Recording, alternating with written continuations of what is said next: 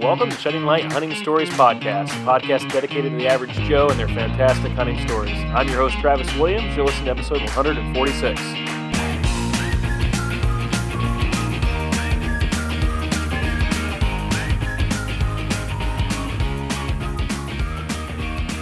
Hey guys, welcome to the show. Thanks for coming back for another episode. If this is your first one, or if you are watching on YouTube, I want to say thank you for checking it out. I don't normally record these to YouTube. I usually just upload everything to my podcast player, but thought I'd give it another go. We did this a few weeks ago with the whole family, and so my guest was willing to give it a go tonight. So here it is. I'm trying to give you the whole experience with the music and with everything. So if you're watching on YouTube, thanks. Tell me what you think, if you like it. If you want to see more episodes visually, if you want to look at my ugly face, there it is. For those of you listening audibly, I recommend that so you don't have to look at my ugly face. But either way, I want to say thanks for coming back. Hope that you're having a great new year. Don't have a whole lot of hunting stories for you. I did have a swing and a miss, I got to be honest, over Christmas. I had a doe come in. Maybe I told that story. I can't remember. It's been so long. But anyway, I shot right over a doe's back. She ducked, and that was the end of that story. But that's kind of how the rest of the season has gone. Haven't seen a lot of deer. So I started putting out corn about 2 days ago, trying to see if there's any big bucks in this area. And so far tonight, I just got my very first picture of a decent buck, not a great buck. Just not, and it's like 2 hours after dark. So not a whole lot of activity right yet where I'm at. Muzzleloader season in Ohio does come in this weekend. So by the time this podcast comes out, that should have already passed. So maybe I'll have a hunting story there. But I'm not holding out like a whole lot of hope for a big buck at this point. You know, the seasons kind of came, it went, rut came, and had plenty of good opportunities. It was a lot of fun, but it doesn't always pan out. In fact, for I think a lot more hunters than what you actually think, it doesn't pan out the way that you want it to. And so if you did get a buck this year, consider yourself blessed. I mean, I'm sure you have some skill too involved in that, but it was a fun year of hunting. I learned a lot of different things. And I tell you what, I am excited for the future. And here's why. As soon as this hunting season's over, of course, there's turkey season on the horizon. I am excited for that. But this year, I am putting in for the Montana elk draw. If you would have asked me, I think 2 weeks ago, if I was going to ever hunt Montana, I would have said, no, I have no desire to hunt Montana. Never even thought about it. I have been saving up points for Wyoming, but I realized pretty quickly, kind of looking at the draw odds, that I actually have better odds of getting drawn into Montana than I do getting drawn in Wyoming. And so I thought, this might be something to look into. Started talking to a couple buddies. I have a buddy that wants to go. Eric, who went with me last time, is not able to go to Colorado like we'd planned this coming year. And so, I still want to get into it. I still want to give it another go. And so that's what we're hoping to do. So it's kind of I'm pretty sure as long as I can get drawn, that'll be the game plan. September, head to Montana and try not to get eaten by a grizzly bear. So we'll see how that goes. Well, that said, we are going to jump right in. We do have some new, I will say this quick plug before we jump into our interview. With Shedding Light Outdoors, we do have some new videos coming out. Should be coming out soon. Our buddy Josh Castle just shot his very first buck with his recurve bow. Josh had some success down in, where did Josh hunt? Missouri. He hunted Missouri earlier this year and got a buck down there, his first out-of-state public land buck. And then just the other night, he was able to get his very first Ohio buck with a recurve. So he was pumped about that, jacked. He said he got just as excited shooting a smaller buck with his recurve than he did shooting a 170, 180-inch buck that he shot last year. So excited to see that film whenever he gets it done. Our buddy Ben also filmed some good stuff this year. So I'm going to be editing that soon. So make sure, if you're not subscribing, if you're watching this on YouTube, make sure you hit that subscribe button. New content coming out here in the next couple weeks. I'm excited to show. And that being said, we're going to go ahead and jump in. Today's guest is Luke Ivy. Luke is 17 years old. He's a junior in high school down in Mississippi. He reached out whenever I could not find a guest. I had a guest lined up. Their schedule didn't work out, and I had the time available. And so I just threw it out there on Instagram, and Luke stepped right up. And I think he knocked it out of the park. We have a really good conversation about him growing up in Mississippi, but also he's a preacher's kid. So he's had some moves in his life, one of which to Tennessee. Talk about how he got into hunting, differences between the states, some duck hunting, and how he got his biggest buck to date this past year. So it's a fun conversation, and I think that you guys are going to enjoy that. Here is Luke Ivy. Sounds good. All right, guys. Well, joining me from Mississippi down south is Luke Ivy. Luke, how are you, man? Pretty good. Good. What you into tonight? Nothing much, just hanging around the house, doing a little blacksmithing, something I fiddle around with. But Oh, cool. Tell me about that. What do you do with blacksmithing? well, started when we lived in Tennessee a couple months back. A few years back now. But me and my brother, we fiddled around with it, saw it at something we went to, and ever since then we've turned it into a little bit of a business, but mainly just fiddle around with it on the weekends and in the Cool. afternoons. What are some stuff that you typically make? What are you blacksmithing? Um, we let people give us custom orders, anything they think of. I've made some knives, different things like that. Anything we can come up with off the spur of the moment. That's awesome. You might be the first blacksmith I've had in like 150 episodes. So that's cool. I was curious. Well, Luke, you're from Tennessee, or you're from Mississippi, but you've also lived in Tennessee. So tell us a little bit about yourself. Kind of give us a background as to who you are, and then we'll jump into hunting here in a little bit. Well, my dad's a pastor, so we lived in Mississippi till I was 13, and then we moved up to Tennessee for 4 years, and we moved back to Mississippi just a couple months back, and trying to figure out hunting here, figure out hunting there. So a little bit different. So you're a preacher's kid. You know, preacher's kids have a reputation there, Luke. I don't know how that works for you, but there's always that, oh, they're a preacher's kid. You never know how that's going to work out. So that's cool. So you got to do a little traveling, little trip to Tennessee and back. And so I'm sure that was, what were some differences that you saw between hunting in like Tennessee as compared to Mississippi? What were some of did you notice anything different? The first thing that threw me off was kind of their season is about a month shorter than Mississippi season. So we got up there, and I didn't do a ton of deer hunting the first couple of years we lived there. And then the third year, I think I got some invites to go to some places. And we went over there, and I mean, he was telling me, he's like, we only got like one weekend left in the season. And it was like late December. And that kind of threw me off because in Mississippi, it goes all the way to the end of January. And then we have another bow season in February. Oh, wow. I didn't know that. I think most of the time they have a extra boat, like an end of the year bow season in February. So Okay. Wow, that's cool. And when is the rut in Mississippi? It's late, right?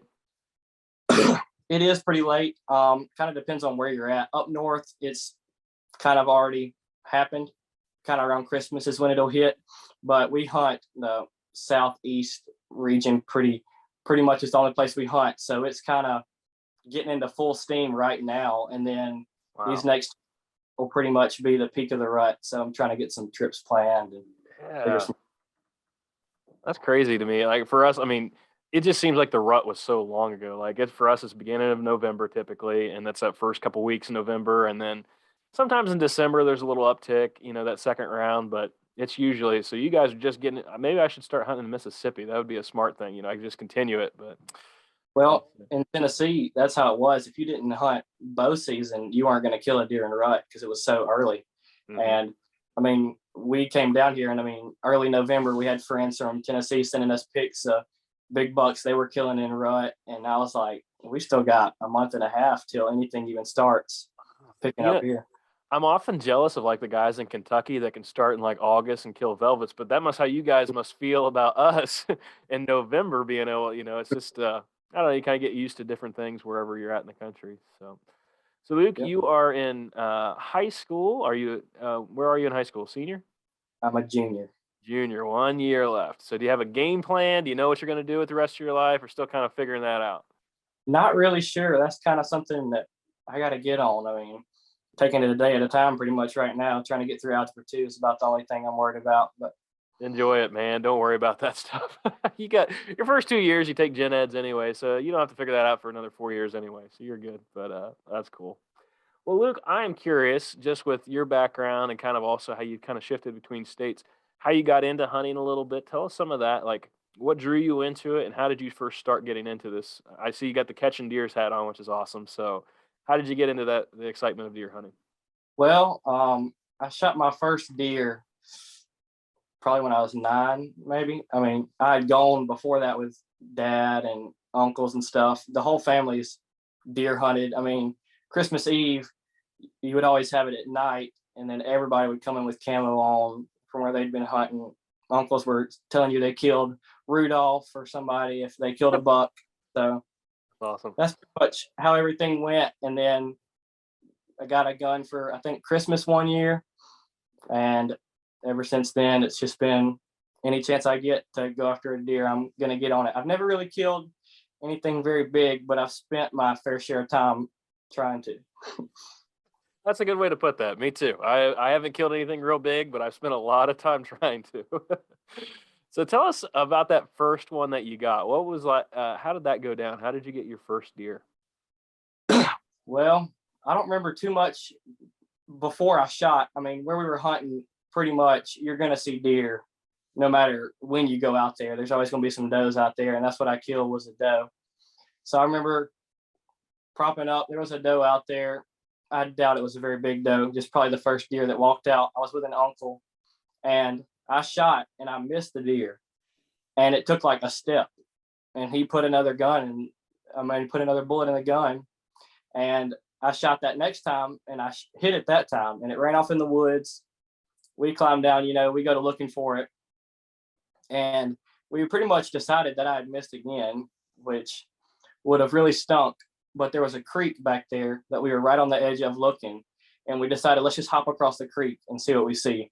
And when we hopped across and turned back around, the deer had fallen into that creek and was up against the bank, like right up against us where we couldn't see it from the angle we're at. So when we got right across the creek, it was right there where we could see it. But That's cool. So you get that first one down, and it was kind of tucked away, hiding. That's cool. It's crazy to me, like looking back at like how many times like you shoot a deer and just some of the places that they end up.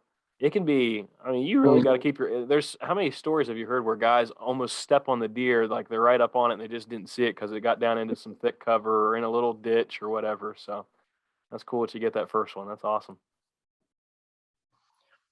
and ever since then, I didn't kill too many deer after that. I mean, we were pretty much the management crew. So cow horn spikes, all that stuff that came out, they were letting us shoot. And I killed a deer every couple of years, and then I've killed some deer for the last few years, but nothing really with a rack. I killed with a decent one this year. Yeah. Well, I want to get to that story because I saw that picture on your Instagram. I also noticed that you're kind of into like some upland bird and maybe some ducks, things like that. Tell us a little bit about things other than deer hunting that you've been excited about. Yeah, so turkey hunting was something I got into in Tennessee. I didn't ever get to pull the trigger on one. I got my brother. We would always go together, sit together. I would call, and he was up first to shoot, and he killed one. And I never got to pull the trigger on one. That's something I wanted was a Tennessee turkey because at that point I knew we were moving back down here. Yeah. And I was like, I just want a Tennessee turkey before we moved down. That never happened, but we had a good buddy up there that was really into duck hunting. And I had gone duck hunting a little bit with our dad in the past, but never held the shotgun. I was always just watching. And he got us to come with him a couple times. Middle Tennessee duck hunting is not exactly the pinnacle of where you want to be. So you would have some go and you didn't see nothing. But one morning we got up, it's public land. So, I mean, we were up at 2:30, ready in the truck, headed to the boat ramp, which was like 30 minutes away. So we get to the boat ramp. He's got a buddy there who drove from Kentucky down that whole night, like didn't even go to sleep. And we get there. Somebody had actually beat us to the boat ramp, but they hadn't scouted. The buddy we were going with, he had scouted, so he kind of knew where we were going, and he said that there was a good many teal out there. It was the opening weekend of teal season. So, I mean, it's like 70 degrees. It is not anything near what duck hunting weather should be. But we get out there, we're load up in the boat, we head out to our spot, get all the decoys thrown out, and two of the guys go and put the boat up, and they head back to our spot there, and they're walking, and then all of a sudden, like yellow jackets from out of nowhere just come, and I mean they're eating everybody up. Oh. So like 3:30 in the morning, we all got our headlights on trying to figure out where they're coming from. And the guy that was kind of leading the crew, I think he got stung like 30 plus times by them. Man, that's a rough start to a hunt. Yeah, that one. He was in pretty bad pain there for a while until we started killing ducks. And I thought I had gotten off unscathed, but one got in my neck gaiter and stung me on the back of the neck 2 or 3 times. And the other guy with us got stung a couple times, but it was all worth it in the end. I think we killed 12 teal that morning, so we had a pretty fun time. That's awesome, man. Now, I got to ask you, a rookie, guys at duck hunt are probably going to laugh at me for this, but I was watching this the other day where guys were out duck hunting on something on TV or a YouTube channel. How in that moment when whenever a duck is flying over, how do you determine if it's a teal or if it's something else? Like is there a person that's kind of in charge of making sure that it's the right thing to shoot, or do you guys, is it just easy to tell by the way they fly? I just don't know how. I've never duck hunted, so I don't. How do you decide that? Well, usually you got one man that you're kind of like, you're going to call the shots. He's going to kind of tell you when to shoot and try to figure out what it is before it gets there. Really, it's just a lot of time out there watching the ducks fly, because mallards will fly slower than a teal. A teal's really fast. Okay. Teal's pretty to pick out. So they're smaller. They fly. I mean, they're like little rockets. They're hard to hit, but they're fun. It just takes a lot of time watching them in the sky and figure out what they are. But usually teal season, the big birds hadn't really moved down, so there's not too much to worry about. Yeah. Okay. That makes sense. I kind of figured there'd be at least one person there that was an expert. I remember now, I was watching Northwoods Law, and these guys shot something that was illegal. They thought it was something else. It was something protected. But I watched that and I thought, gosh, that could easily happen to me. I'd be out there and think I'd shoot a goose, and it's duck season. So I don't know. It's just, yeah, it takes a lot of practice. Your bee story reminded me of a story that I don't know if I've ever told, but I was turkey hunting on public land one time near my father-in-law's house. And I got way back in, as far back in on the public as I could go, which wasn't super deep on this piece, but sat down under a big tree. I had a turkey come in, and I just needed him to take a step. He wouldn't take that step. He saw me, turned around and ran off. About 10 minutes later, I started hearing like a droning noise, and I thought that it was farm equipment because I was close to some ag farms, and it just got louder and louder and louder. And then all of a sudden I had a honeybee fly right by my face. I was like, And all of a sudden, like, I realized, I look up and there is a swarm of honeybees directly in the tree right above me. Like, and they are flying all over. There must have been like 2 million of them. And so I'd never gotten out of a hunting spot quicker in my life. So at least I didn't get stung like you guys. That would have been a rough way to start a hunting trip. It was, that made the first couple hours of sitting in the dark waiting for it to get daylight way less fun, because we didn't really know where they'd come from either. So it was making bets on who's sitting closest to them on the bank. Yeah. I'm looking at your Instagram here too, and it looks like you're really into fishing. I see some coyotes down. So what else besides the teals has kind of taken your interest? Well, fishing has always, I don't remember a time before I was fishing. So that's always been something that I've done for fun in the summers when there's no other hunting season open. Yeah. But nothing really major there. I mean, I've caught some decent bass, but the coyote, he was, there's not really much of a story to tell with him. I was out deer hunting, and like, I heard something running through the woods, and I was just sitting there waiting.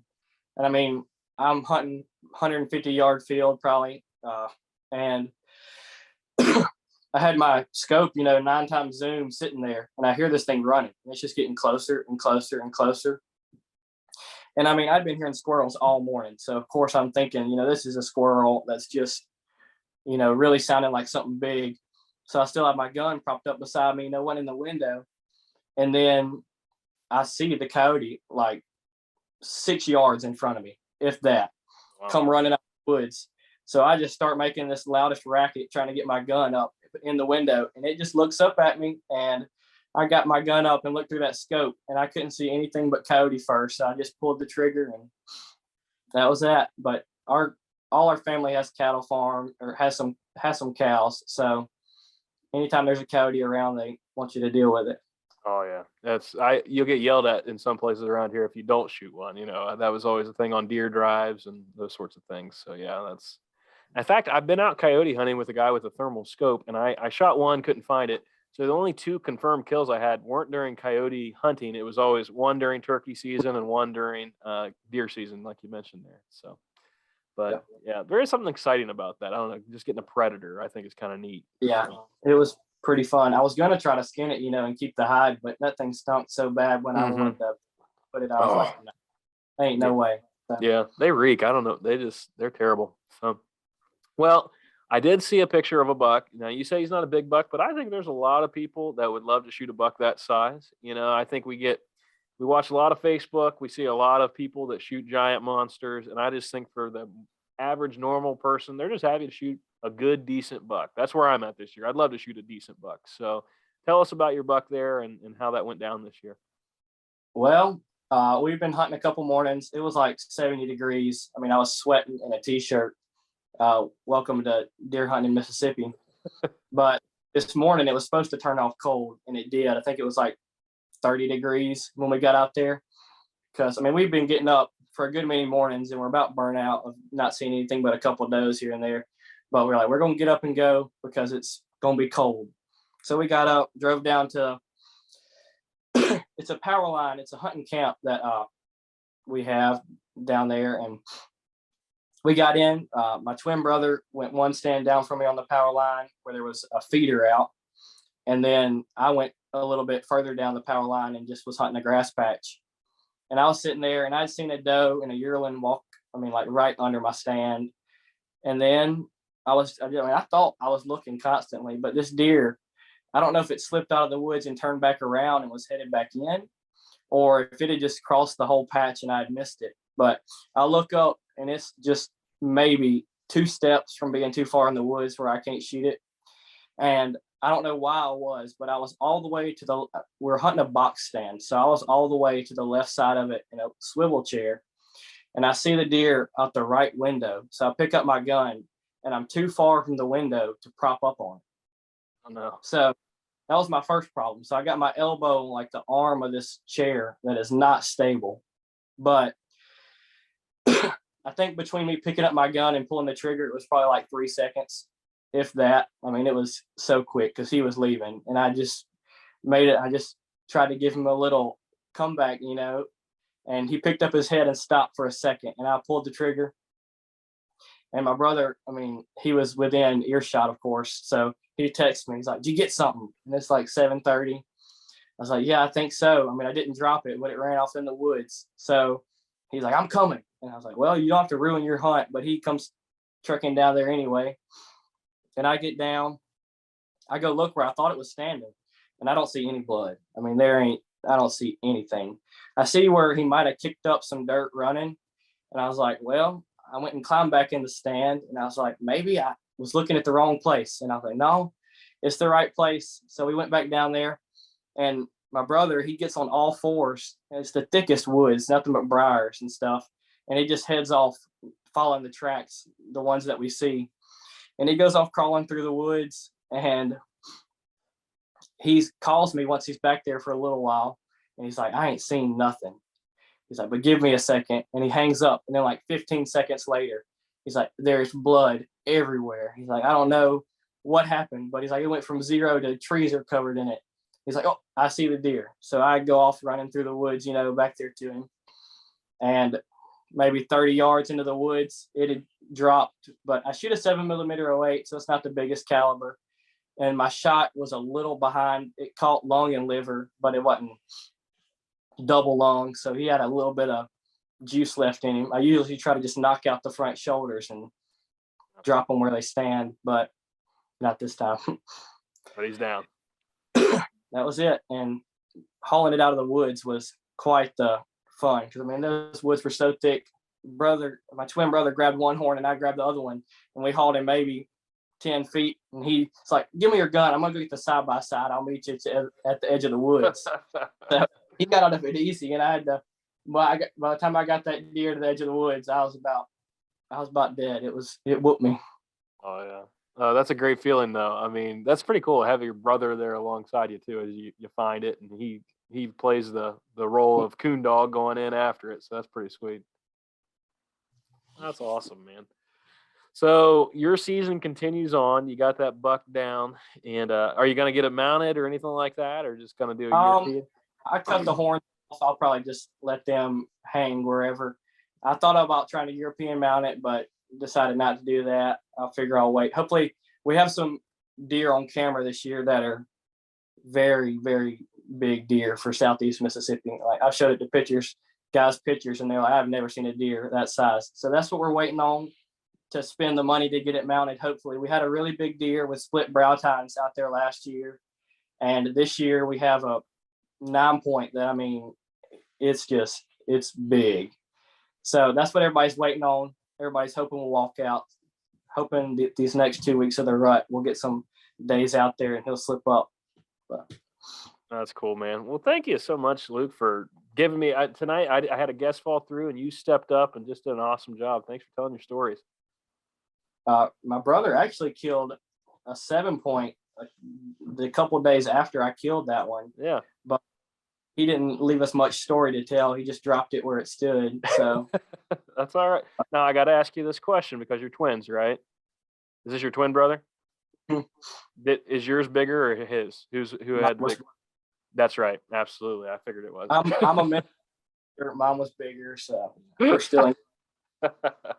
You guys have like a healthy like brotherly competition. Yeah, that's good. My brother and I too. Always ripping on each other. If we're duck hunting, it's an argument over who shot it. You know, if we're deer hunting, everybody's trying to kill the bigger deer than the other one. But yeah, we're all helping each other clean it at the end of the day. Yeah, well, man. Thanks so much for coming on. I have one question. I'll throw you kind of a curveball question because I'm just curious, kind of going back to your upbringing. And I do work in a church. I don't know if people know that, but some people do. But what's it like being a preacher's kid? I just got to ask you. So, not really related to hunting, but what's your experience growing up as a preacher kid? Good experience, tough experience. What's that like? Good. We move a good bit. You know, he's actually moved into a ministry position now, training pastors overseas. But when he was a pastor, I mean, we moved churches every 5 years. About, you know, he always had a vision for something bigger. Yeah. So we, you know, just moving on. His ministry always, you know, we kind of hung around the Jackson, Mississippi area pretty much. So we always had the same friends, but we were always moving around a little bit. And then the move to Tennessee, everything was fun there, but that was kind of the toughest one because we didn't know anybody up there. But it all worked out. It's all been good. I don't think I'd change anything. Good. I'm glad you had that experience. I think it's different. I think a lot of people don't know what it's like being in ministry necessarily, and you get to watch your dad and you get to see what that's like with the pressures that come with it. People think that, I don't know, people think of ministers different. They think like they're, I don't know, maybe they put them on a pedestal or there's this unrealistic expectation of them and their family. I know that happens sometimes, like, and I made that joke earlier about preachers' kids, but there is that kind of stereotype sometimes that, you know, it's a tough, I don't think people realize the pressures that come with trying to lead a church and trying to encourage people and especially during COVID and all that. That's a tough thing too. So that's cool what you and your family do there, because I know from personal experience, it's not an easy thing to be a part of that. That's true, but being the pastor, you know, he kind of knew everybody in the church, so we had more opportunity to meet people that had land and meet people that had hunting land. So, but it really has been good, and yeah, that's a little bitty bonus on the side. That's absolutely true. If we're being honest, most of my hunting properties, actually 70-90% of my hunting properties are people from the church that'll let me to come and hunt. So that is definitely a perk of knowing people and becoming friends. And I think what's neat about it too for me is it's not just the perk of ministry, but it's getting to know those families. And so on that one particular property I have, the landowner's grandsons, I've been able to take them out and hunt with them and have some great memories. And actually this coming weekend, I'm planning on muzzleloader hunting that property, and I'm taking a guy, he's my age, but he's only hunted just 1 year. And so taking him out to that property and giving him an experience, you know, it's kind of neat to have those connections. So good stuff. Always good. Well, Luke, really appreciate you coming on, man. Thank you so much for your time tonight, and congratulations on your buck. And I wish you a happy rest of the season there in Mississippi. Yes, sir. Hope y'all get something next weekend with the muzzleloader hunting. Me too, man. All right, we'll talk to you later. All right, Sir, see you. see ya. Man, I enjoyed talking to Luke. That was fun. He had some cool stories, and once again, man, I love just hearing different perspectives from all over the United States. I would think in this many episodes, I'm sure I've talked to some people that have hunted Mississippi, but just talking to somebody that hunts and the rut is happening like right now. That is crazy to me to have a rut that is that late, and it's just neat to hear those stories and experiences. And I thought Luke did a good job. I kind of threw him that curveball there at the end because if you don't know, I do work at a church. That is my full-time job. I work here as kind of a family minister. I have, my main responsibilities are doing stuff with worship, and I do stuff with kids, and I do stuff in our town, trying to have different events and things like that. And I kind of do a little bit of everything. I don't preach all the time. I preach very rarely, actually. So that's kind of my role. And I asked Luke that question because I do worry about my kids. You do think about if you're in this role, in this position, sometimes you think about your children, you think about what's their experience going to be like. They're going to be so inundated with church stuff all the time. And the thing I always want my kids to see is it needs to be authentic. If I'm just faking it because it's my job, it's not going to be a good thing. And then one thing I kind of picked up from Luke is that it seems like his dad is the real deal. His dad cares, and his dad is doing his best just to lead his family in different places and to try and answer what God's called him to do. And kind of a neat thing I think about. There's this verse in the Bible, and it's so cliche. You hear it all the time, but it's Proverbs 22:6 says, "Train up a child in the way he should go. Even when he's old, he will not depart from it." I mean, I know so many preachers' kids who have maybe departed from it, and their parents did the best that they can. And I don't know the answer to all those kind of things. You hope the best for your kids, and I think the best a parent can do is what we try and do in our house is not be too firm, but also not be too light. Um, I think some people come from that firm background where their parents cram church down their throats and they cram rules down their throats, and there's no room to really wiggle or to breathe. Um, and then some are too light, like they want to be their kid's best friend, and there's no discipline, there's no structure, there's no sense of consequences for doing something wrong. And so I was blessed to have a dad that was kind of on the stronger side, but still gave me some leeway. And I try and do the same thing with my girls. I just hope, and what I try and do is convey to them what I hope is authentic. There are times whenever it's hard and you have slumps and you get discouraged. 2020, I got to tell you, if you're a church going person, 2020 was a doozy if you were in ministry. Whenever your churches can't meet in person, and then people get used to watching church online, and then people say that they're being safe and they're just watching from online, but now it's kind of safe to come back out and they're going everywhere else. That becomes kind of hard. And how do you work as a church where people aren't wanting to meet and different things? And it's just, there are some challenges, I think, that come with the job, and I love the job that I have. I really do. I mean, incredibly blessed. I have more time than probably average Joe does to go hunt because of just how my job operates. It's not a 9 to 5 necessarily. There's a lot of flexibility. Um, but the one thing that I do think a lot about is my kids. Um, you can only fake it for so long until they know that this isn't really real to you. So the one thing that I try and do, and I hope that I do with them, is I try and talk about my faith outside of Sunday morning, Wednesday night. I try and make it be a part of not just a random conversation, but who we are. We talk to our kids about God, and share things with them that hopefully just shows to them that this is real to us. This is not just made up fake stuff. It's not a once a week event. It's who we are. And I can just hope that my kids grow up, and all I can do is train them up in the way that they go. And hopefully when they're old, they won't walk away from it. I hope my kids will choose to follow the Lord and give their best to him too. So if you're a parent, you know what? You do the best you can, and let God handle the rest. You can't control the outcome of all that. That's up to your kids, and that's up to God and how that all plays out. So let him have it. Guys, I want to thank you so much for coming back for another episode. If you are watching on YouTube, hey, this is kind of new to me. I haven't done the whole video thing before, other than one other time. And so hopefully if you like it, leave a comment below. If you'd like to come on the show, send me an email over at sheddinglightod@gmail.com. We'd love to have you on, hear your hunting stories. and hope to have some more for you next week. Thank you guys for coming back for another episode. We'll see you next week. And until then, I want to encourage you to shed the light.